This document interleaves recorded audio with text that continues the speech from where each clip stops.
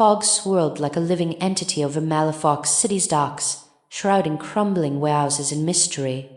Amidst the maze of narrow alleys and gaslit courtyards, an airship cast its long shadow, a Ten Thunders vessel moored to a dockyard warehouse with black iron bars adorned by intricately carved jade masks. Lanterns hanging from awnings cast flickering light on silhouettes, tenured scholars with silk-bound books, dignitaries in embroidered silk, and courtesans with jade-painted faces. Kaeris, flame-wreathed arcanist mage, navigated the shadows. Her scorched corset and ether goggles made her blend seamlessly with the night. She had been sent by guild enforcers to infiltrate this opium den, notorious for its Ten Thunders connections, a crime syndicate with tendrils deep into Malifaux's underworld. Her target, a soulstone ledger rumored to contain information on upcoming heists and key players in the city's underbelly. As she approached the warehouse, her eyes scanned the rooftop watchtowers adorned with jade automatons, their brass bodies creaking in the wind. Smoke curled from lanterns within, carrying whispers of opium fumes. She slipped past guards with ease, using her arcanist instincts to weave a web of misdirection, a brief flash of flame, an airlock explosion that drew attention elsewhere, and Kaeris vanished into the labyrinthine alleys. The opium den's courtyard, once a tranquil tea garden with koi ponds and bonsai trees, was now a whirlwind of smoke, whispers, and laughter. Inside, opium lounges offered velvet cushions, screens separating chambers from the central courtyard. Tenured scholars smoked pipes as they pored over ancient texts. Courtesans tended candles that cast eerie shadows on walls adorned with jade figurines. Dignitaries sipped tea laced with elixirs in delicate porcelain cups. Kaeris melted into the crowd, blending her fiery aura to avoid detection. As she navigated deeper into the den, a hushed conversation caught her attention. A Ten Thunders underling mentioned the ledger and the importance of Kaeris's cooperation. Intrigued, she followed the voice, leading her to a private room where a single figure sat shrouded in shadows. As she approached, the figure stood, her own reflection stared back. In this moment, she realized that her own name might be tied to the ledger's secrets. Her heart skipped a beat as a silent guardian emerged from nowhere, eyes glowing like lanterns in the dark.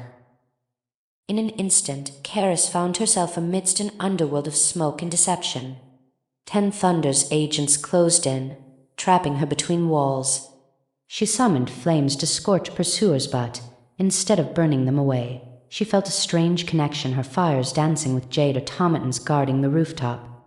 With newfound allies, Kaeris fought back against the Ten Thunders syndicate. Smoke filled the courtyard as lanterns exploded in bursts of flame. In the chaos, she snatched the soulstone ledger from an unaware underling's hand.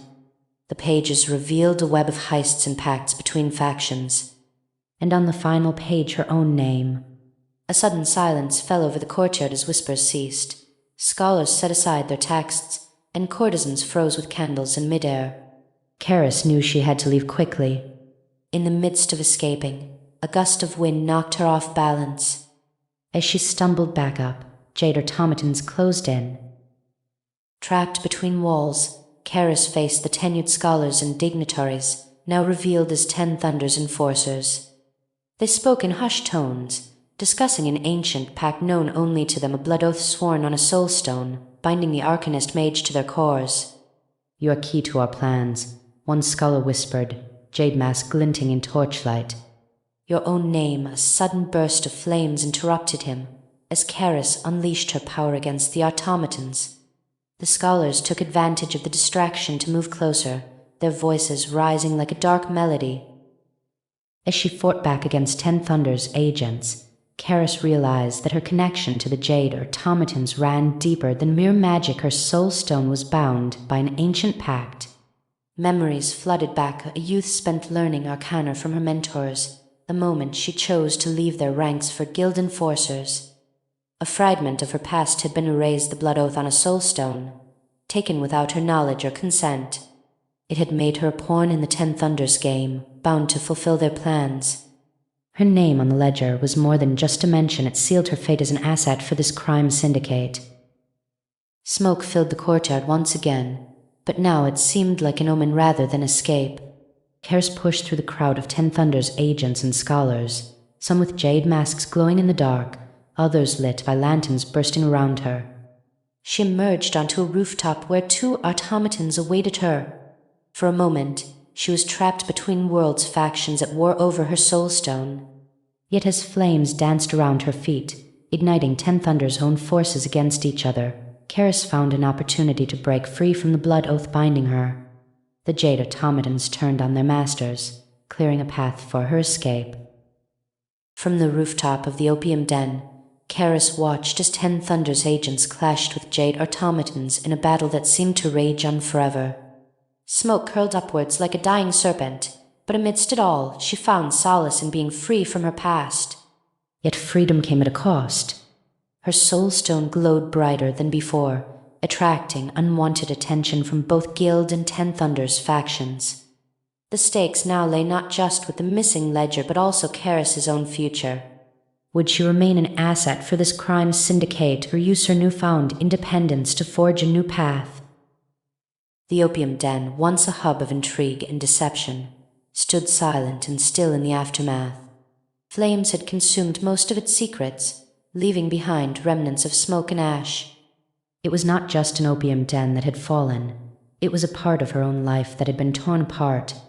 Kaeris vanished into the night, her name no longer tied to one faction but now a catalyst for war between the Guild and Ten Thunders. Her journey as a spy would continue, guided by smoke, fire, and the unyielding ambition that drove her forward. In this world of shadows and darkness, where soulstones shone like beacons, Kaeris stood at a crossroads between loyalty, freedom, and the eternal dance with power. Epilogue. A message arrived in an envelope carried on the wind, a fragment of an unknown hand. Your name may not be the only one bound to that ledger. Seek answers in the heart of Malifaux City.